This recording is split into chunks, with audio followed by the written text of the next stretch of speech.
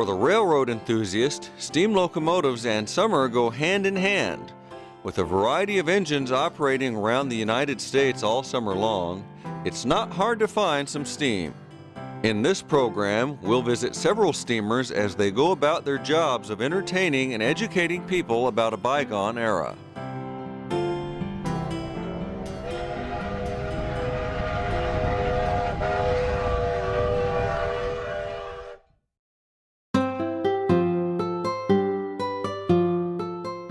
Our first stop is Chama, New Mexico, and the Cumbres Toltec Scenic Railroad.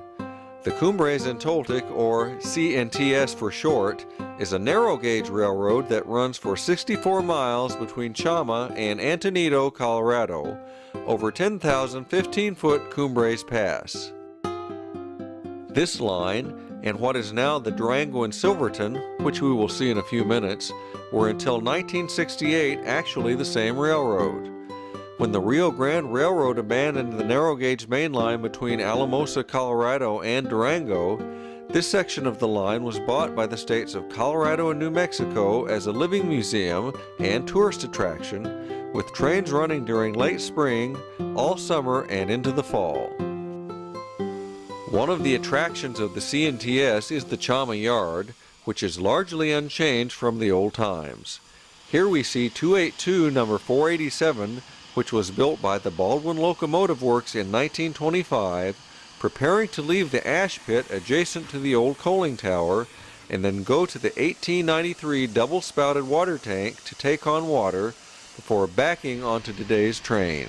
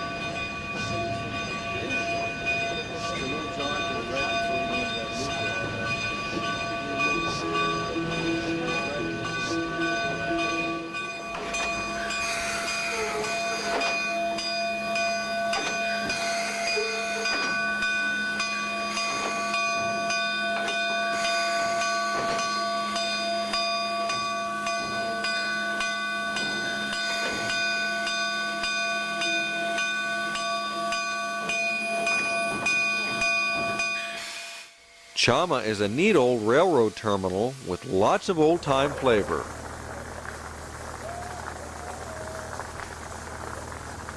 In addition to the water tank, one can see the old coaling tower built in 1924, as well as the 1893 depot, part of the old roundhouse, section house, and even an old warehouse. Chama is also home to a large collection of wooden freight cars that all once passed through here in regular service, as did these locomotives. But there is much more to the railroad than just the yard. It's time for our train to depart, and you're about to be treated to one of the best shows in steam railroading, the climb between Chama and Cumbres Pass.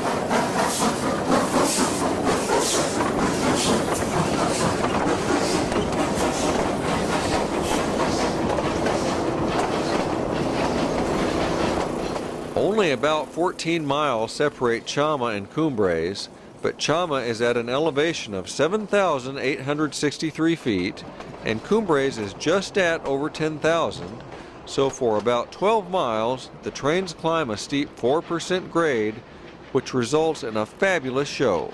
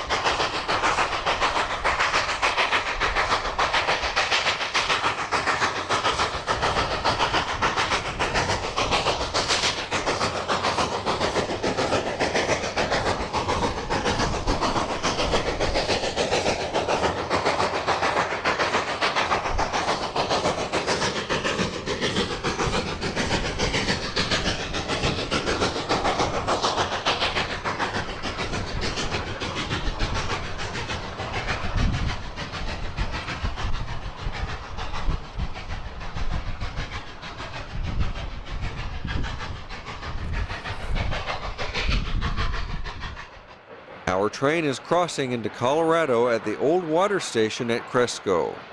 Although our train will not stop, the tank is in service and trains often do water here.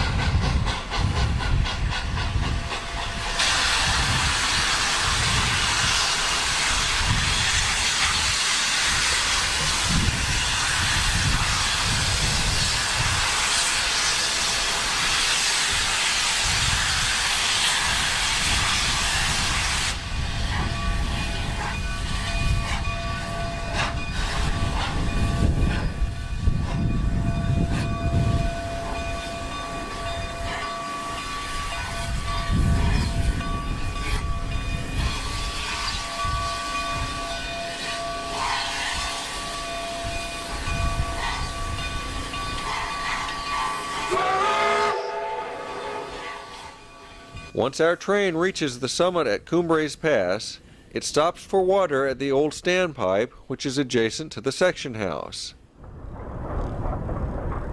We'll jump ahead so we can see the train's arrival at the lunch stop in Osier, Colorado. We're about 10 miles east of Cumbres, where we see our train arriving at the old section town of Osier. Osier once had about 50 residents, but today about all that remains are the old railroad structures and the modern dining hall that was built in 1989 for today's tourist trains.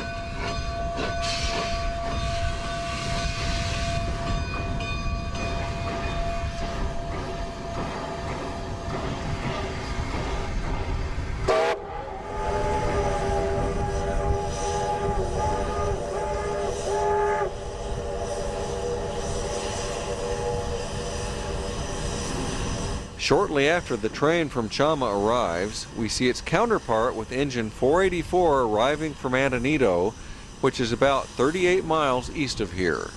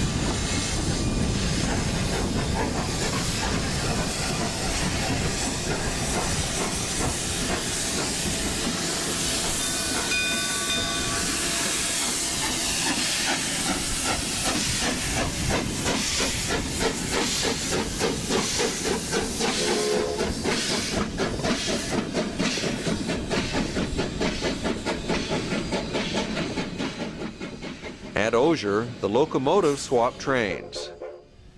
During the lunch stop, visitors can look at the engines and stroll by the old section house, depot, and water tank. The Osier water tank is unique in that under Rio Grande ownership it was always red, while most other Rio Grande tanks were eventually painted yellow.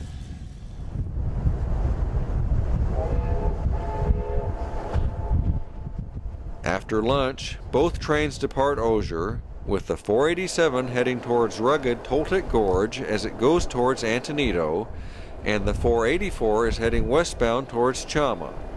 There's much more to this incredible railroad than this brief video visit can show, so plan to visit Chama or Antonito and buy a ticket to ride the Cumbres Toltec for yourself.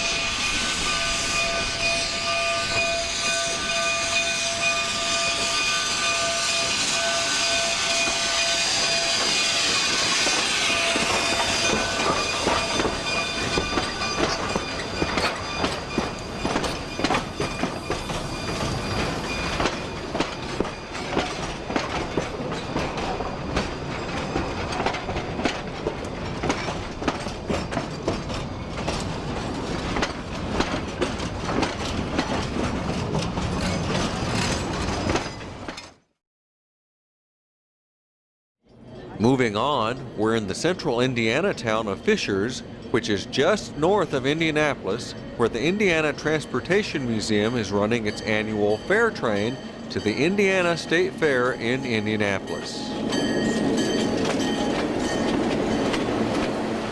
On this occasion, they had one of their Monon painted F units pulling the northbound leg, but the southbound trips were pulled by Nickel Plate Road 282, number 587.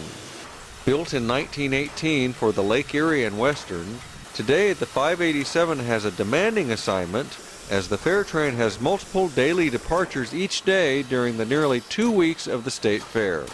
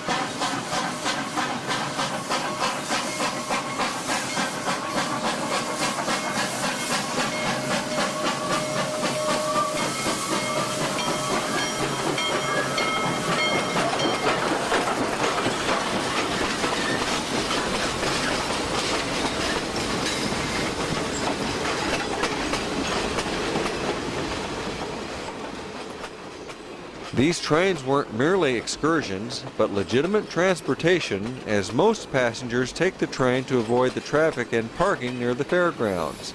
587 puts on a good show, as it does its part to keep the fair train running on schedule.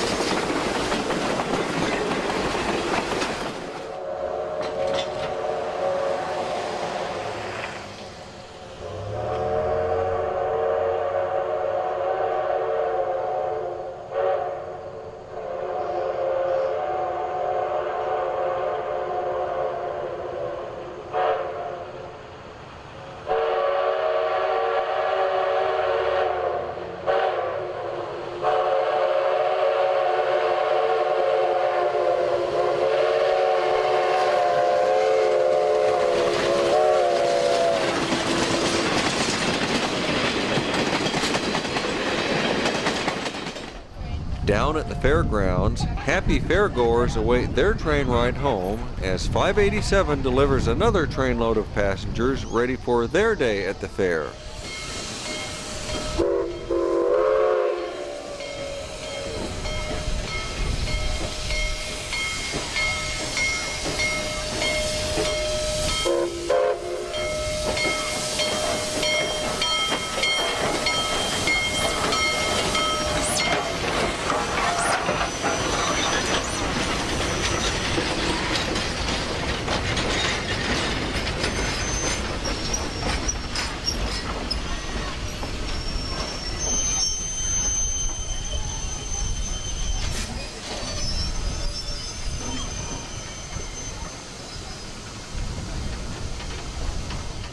As was mentioned previously, the fare train operates multiple daily trips, and even with the long summer days, that meant that the last train of the day was at night, and here we're treated to a dramatic departure as 587 storms out of the Fishers Station, heading south to the State Fair one more time.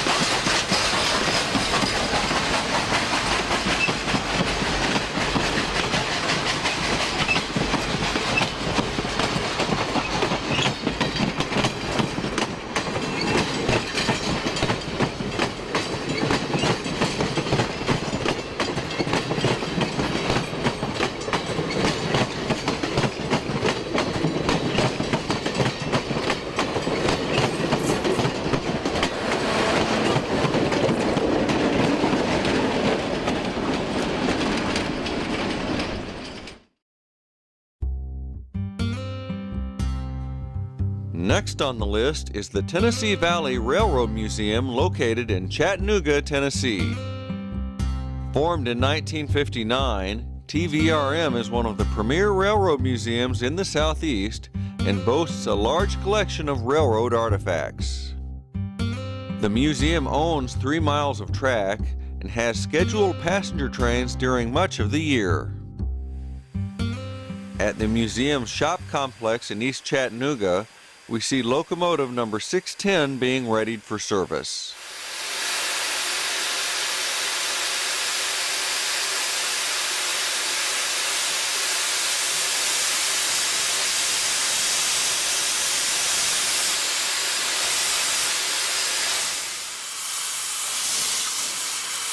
.610 is a 280 that was built by the Baldwin Lima Hamilton Corporation in 1952 at Philadelphia and was the final steam locomotive manufactured for domestic use in the United States. Before coming to the museum, the 610 was owned by the U.S. Army. Our locomotive is ready to roll and will be heading to the other side of the line at Grand Junction, so let's jump over there and take a ride on the Tennessee Valley.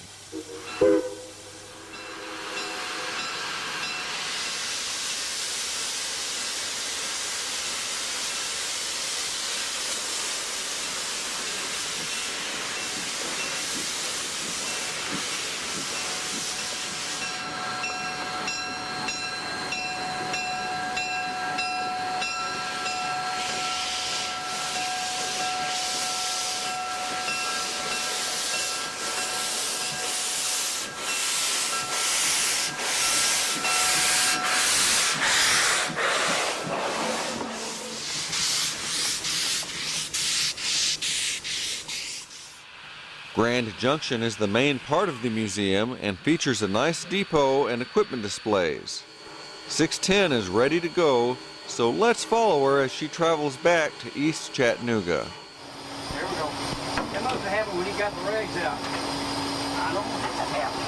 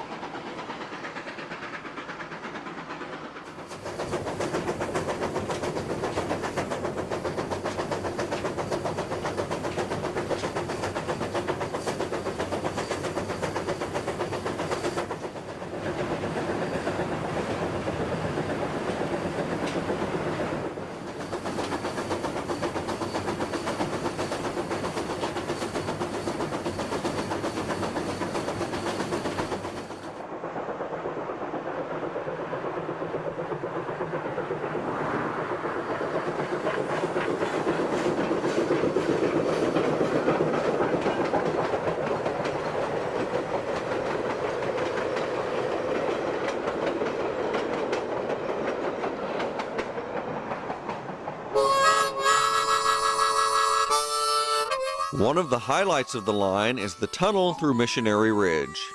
It was started in 1856 and completed and dedicated in 1859, being built by the Chattanooga, Harrison, Georgetown, and Charleston Railroad, which later became part of the Southern Railway System. It's 979 feet long, 17 feet high, and 12.5 feet wide at its narrowest point, making it too little for modern freight trains, which is one of the reasons it was bypassed, with a modern double-track main line not far away.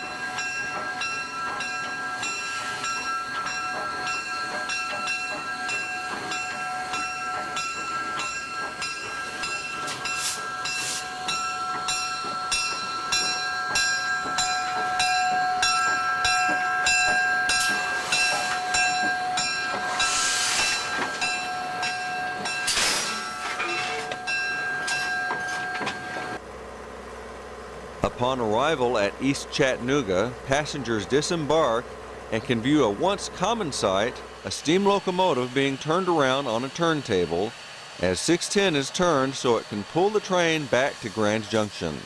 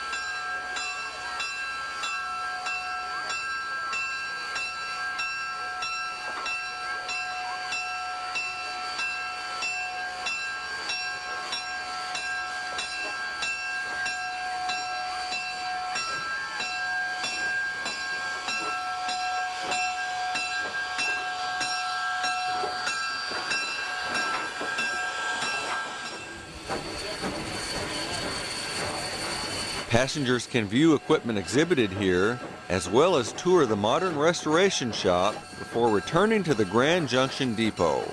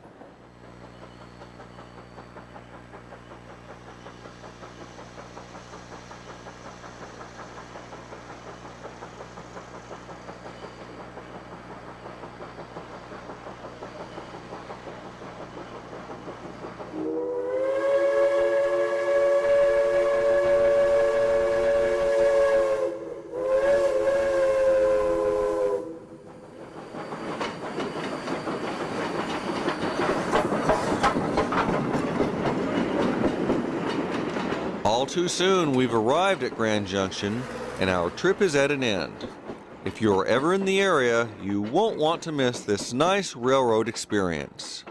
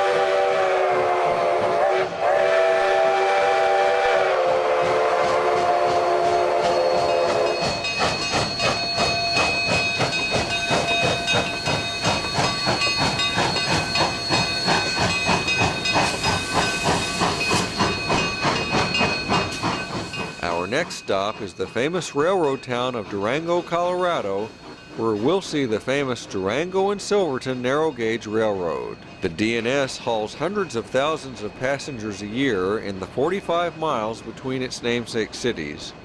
But our visit today is not to see one of the regular passenger trains.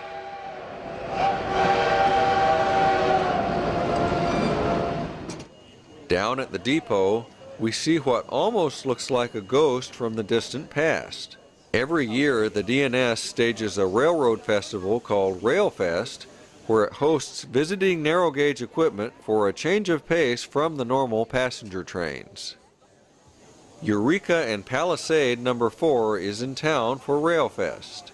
Built in 1875, the Eureka is one of the oldest operational steam locomotives in the world. The Eureka is owned by Dan Markoff of Las Vegas, who bought it after it was burned in a fire in Nevada, and then spent 6 years restoring it to near factory-delivered condition. She even has her original whistle. Let's take a ride behind this little gem from the early days of railroading as she travels north from Durango to Cascade Y, about halfway to Silverton.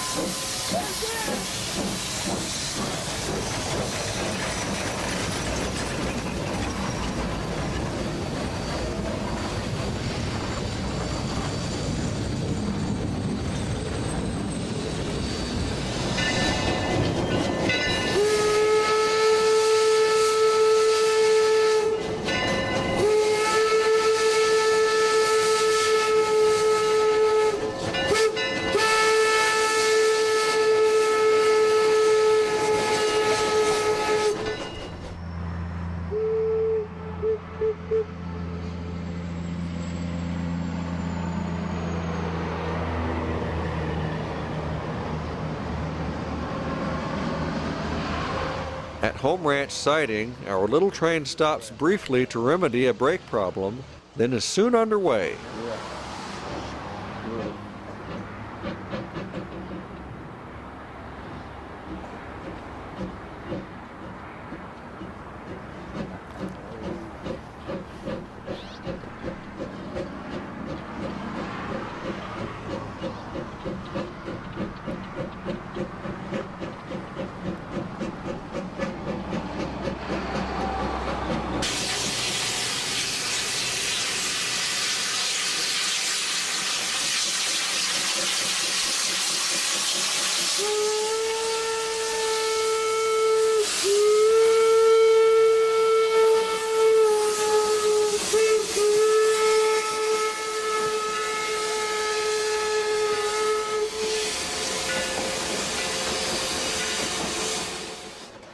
Number 4 was built for the Eureka and Palisade Railroad in Nevada, where it hauled both passenger and freight until it was sold to a lumber concern near Lake Tahoe in 1901, working there until 1939. It was then sold to Warner Brothers Studio for use as a movie prop, which is why the locomotive is still in existence today. She's a wood burner and has a voracious appetite for timber.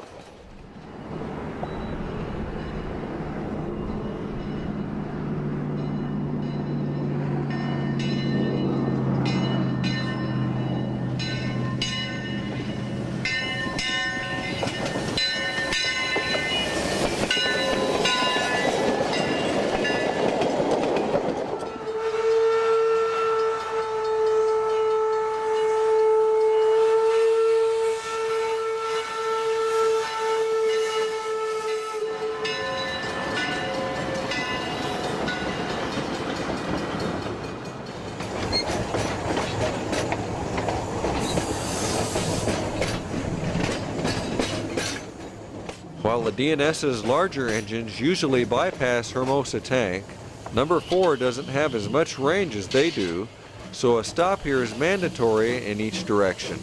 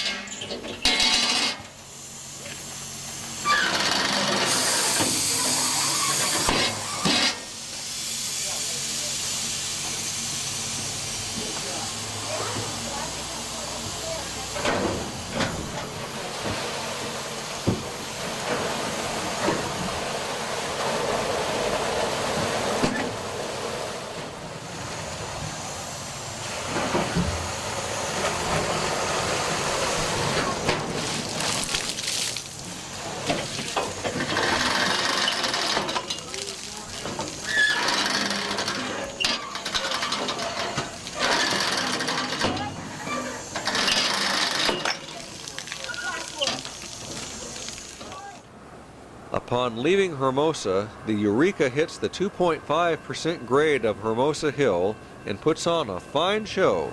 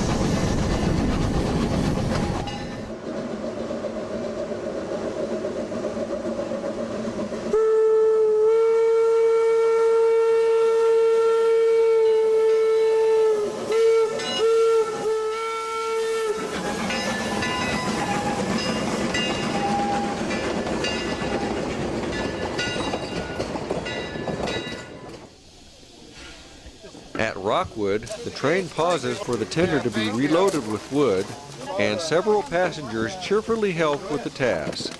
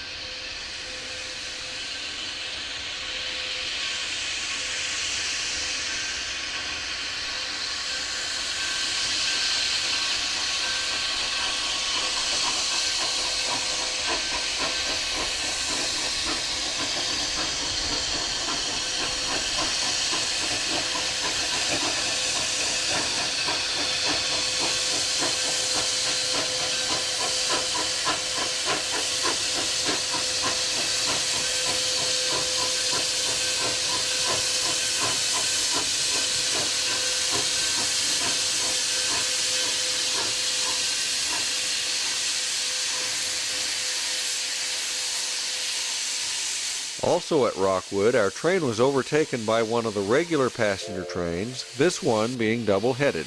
Operating rules forbid double-heading over the High Line, which is just ahead, so the helper locomotive is uncoupled and the road engine will pull the train solo.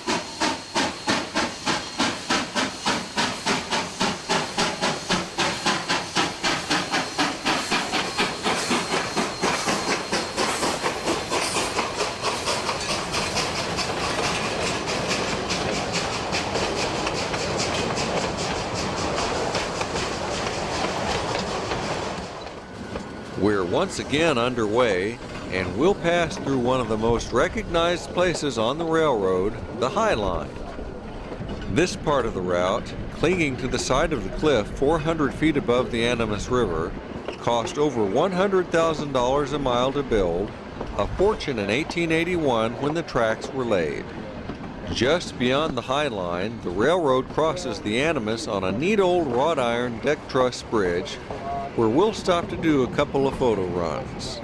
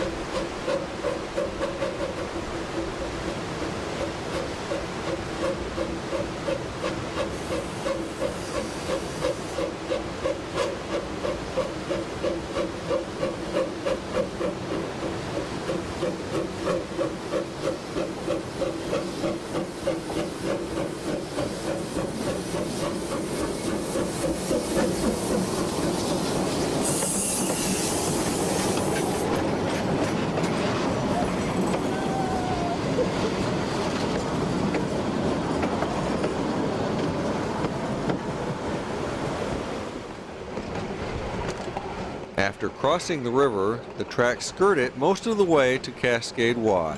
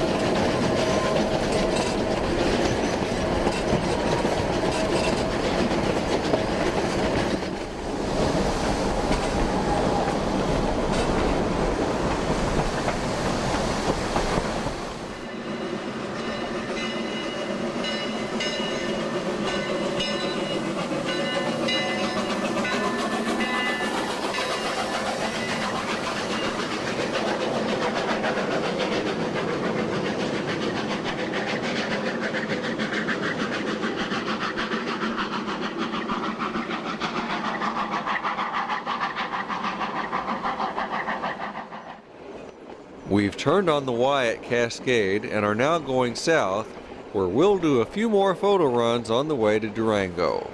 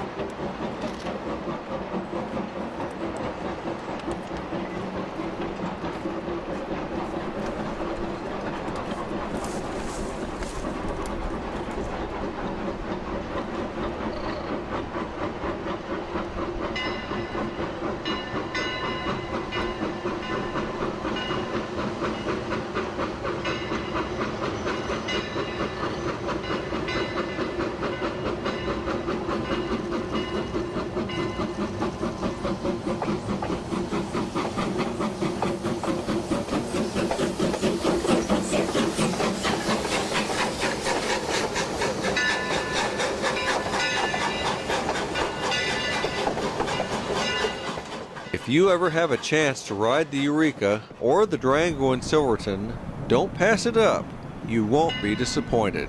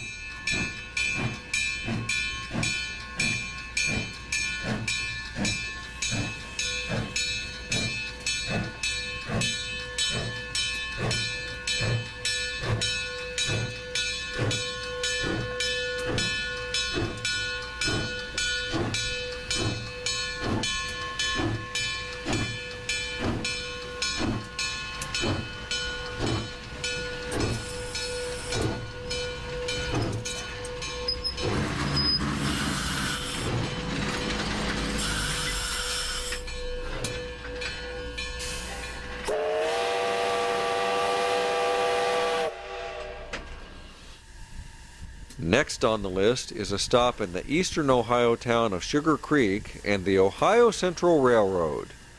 The OC is a regional railroad that, in addition to its freight business, has a small fleet of operational steam locomotives.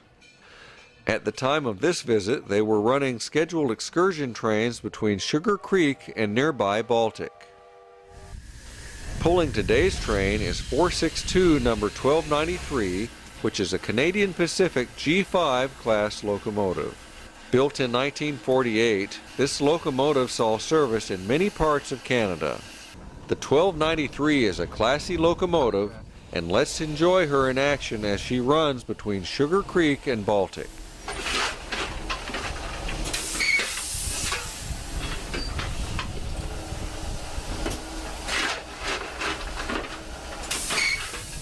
All set, John? Yeah. All right, here we go.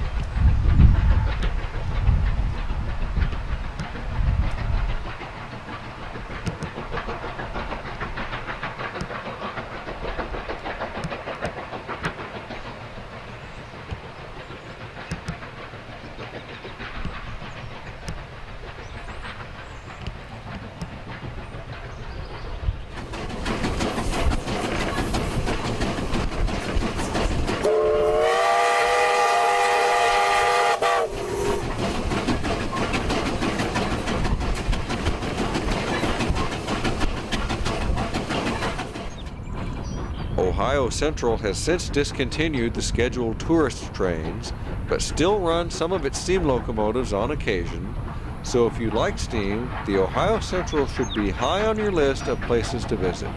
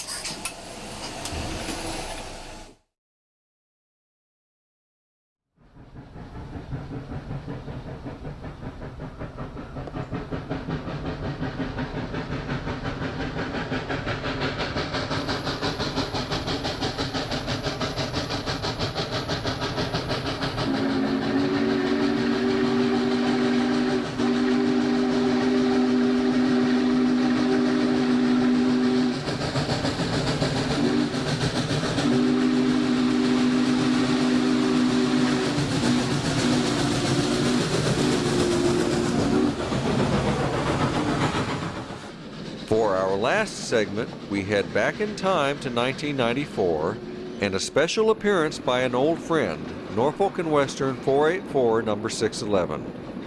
Built in 1950, the N&W Class J 484s represented the pinnacle of steam locomotion. The only one of its class to survive the scrapper's torch, it was returned to service between 1982 and 1994 as part of the modern Norfolk Southern Railroad's excursion program.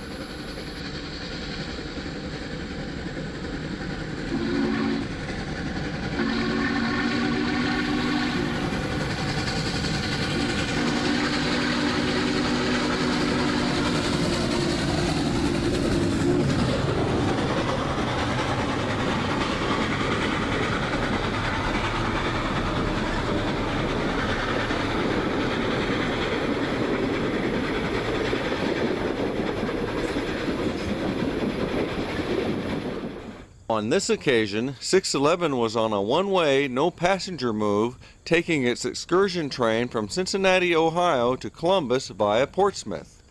Until Portsmouth, the passenger train is actually being pulled backwards.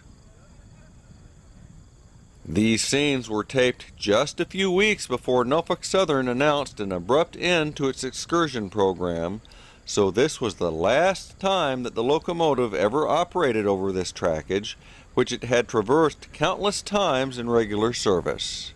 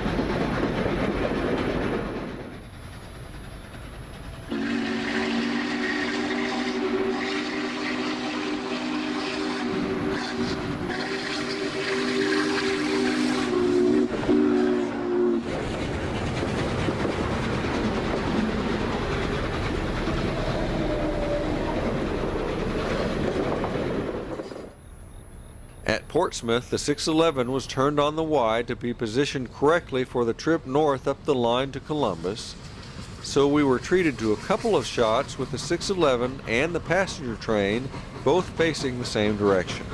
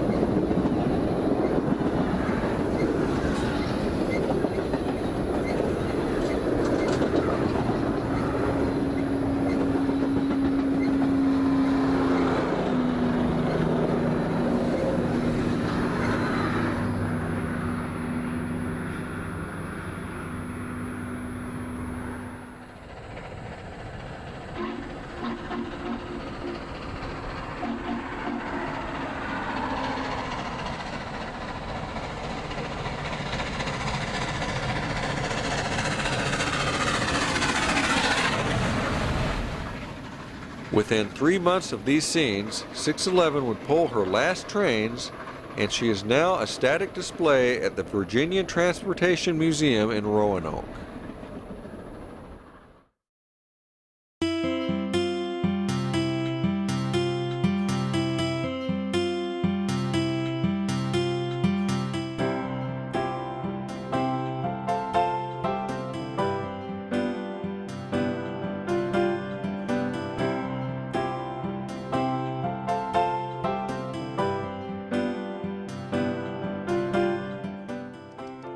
In the past hour and a half, we've seen several steam operations, and perhaps now you'll want to visit some for yourself. We're sure that you'll agree that a really neat vacation is to search out steam in the summer.